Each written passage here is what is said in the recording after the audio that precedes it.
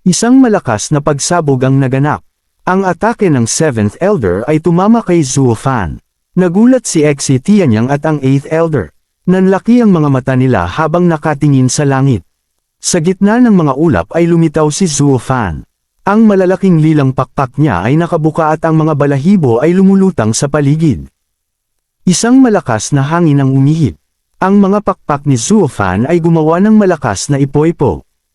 Nagulat si Zuo Fan. Nanlaki ang isang mata niya. Dalawang halimaw na alupihan ang sumugod.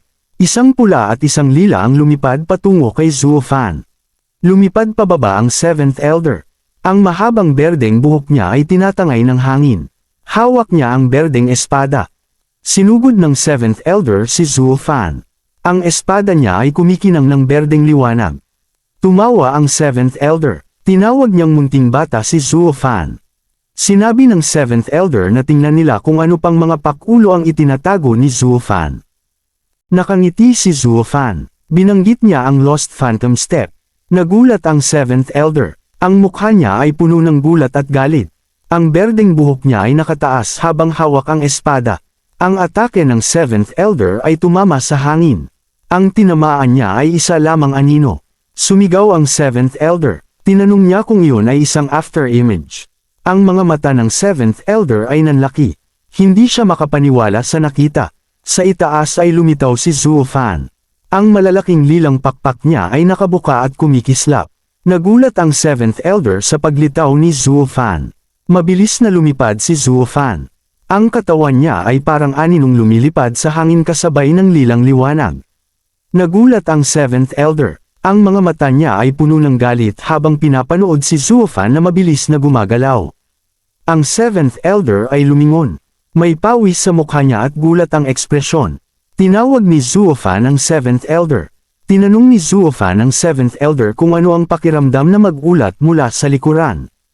Nakalutang si Zuo Fan gamit ang malalaking lilang pakpak. Ang mga pakpak ay may pulang kadena na nakapulupot. Ang mukha ni Zuo Fan ay kalmado. Ang mga mata niya ay nakatingin ng diretsyo sa 7th Elder.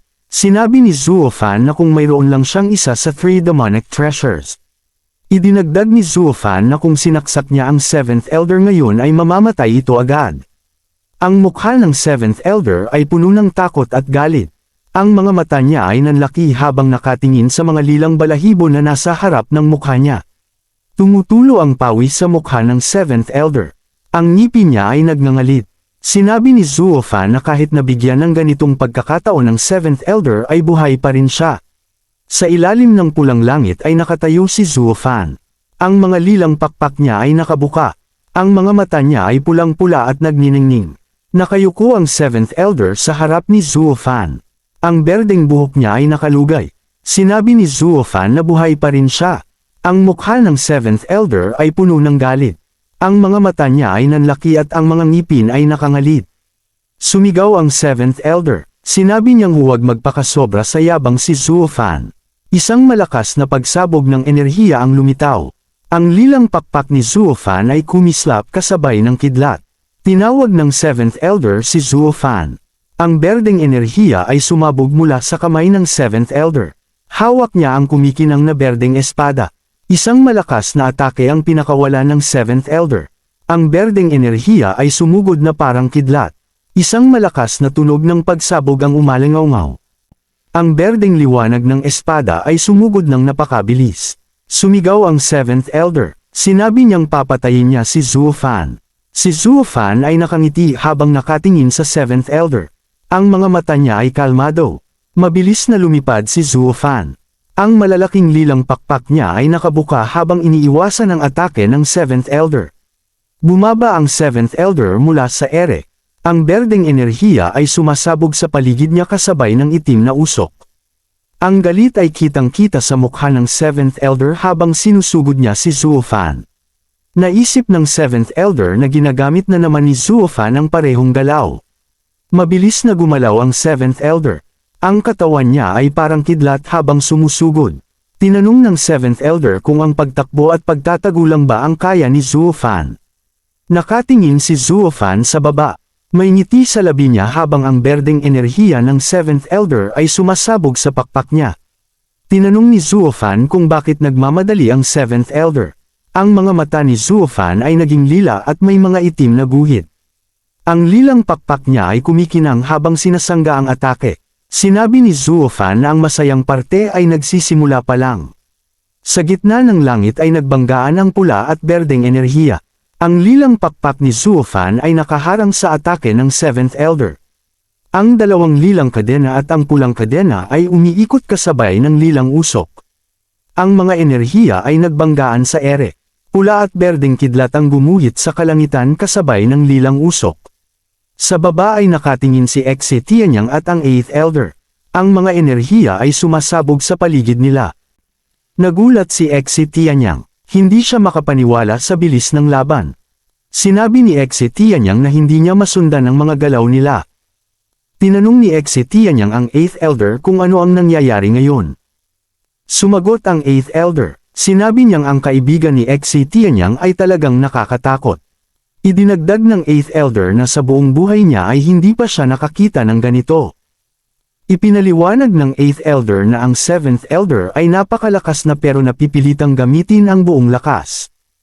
Sinabi ng 8th Elder na malinaw na napilitan na ang 7th Elder na gamitin ang buong kapangyarihan niya. Ngunit idinagdag ng 8th Elder na ang kaibigan ni Xe Tianyang ay nakakasabay sa 7th Elder gamit lamang ang bilis. Idinagdag pa ng 8th Elder na hindi lang bilis ang ginagamit ng kaibigan ni Xe Tianyang para harapin ang 7th Elder. Sinabi ng 8th Elder na sa halip ay habang nakikipaglaban sa 7th Elder ay pinapatay din ito ang mga tauhan ng kalaban. Idinagdag ng 8th Elder na ginagawa ito ni Zuofan sa harap mismo ng 7th Elder. Tinanong ni Xe Tianyang kung bakit ginagawa iyon ni Zuofan. Tumawa ang 8th Elder. Sinabi niyang ang dahilan kung bakit ginagawa iyon ni Zuofan ay siya ring dahilan kung bakit nakakatakot ang kaibigan niya. Ipinaliwanag ng 8th Elder na ginagawa iyon ni Zuofan para tuyain at atakihin ang pride ng matandang demonyo. Sinabi ng 8th Elder na ang 7th Elder ay kilala sa pagiging napakatuso at napakahusay. Ngunit idinagdag ng 8th Elder na ngayon ay para itong daga na pinaglalaroan ng pusa. Sinabi ng 8th Elder na ang 7th Elder ay naglalaro sa kamay ng isang bata na galing lang sa bone forging realm. Tinanong ng 8th Elder kung anong pride pa ang matitira sa 7th Elder kung wala itong magawa laban sa kalaban. Idinagdag ng 8th Elder na ang mas nakakatakot pa ay si Zuofan at ang 7th Elder ay may magkatulad na personalidad. Ipinaliwanag ng 8th Elder na ang pag-provoke sa mga taong katulad nila ay hindi biro. Sinabi ng 8th Elder na hindi lang sila maghihiganti sa pamamagitan ng pagpatay. Idinagdag ng 8th Elder na kukunin din nila ang lahat ng mahalaga sa kalaban. Sinabi ng 8th Elder na ipapadala nila ang kalaban sa libingan na walang natitirang karangalan o dignidad. Isang kamay ang mabilis na gumalaw sa ere. Nagulat ang 7th Elder. Nanlaki ang mga mata niya. Tinawag ni Zuofan ang 7th Elder. Hinamak niya ito, tinanong ni Zuofan kung yan lang ba talaga ang kayang gawin ng 7th Elder bilang nasa antas na ito ng Master Heaven Realm. Thank you mga boss. Dito na natapos ang chapter na ta. Stay tuned lang, ini-edit ko pa ang susunod na chapter. Like and subscribe para updated kayo sa mga upload natin.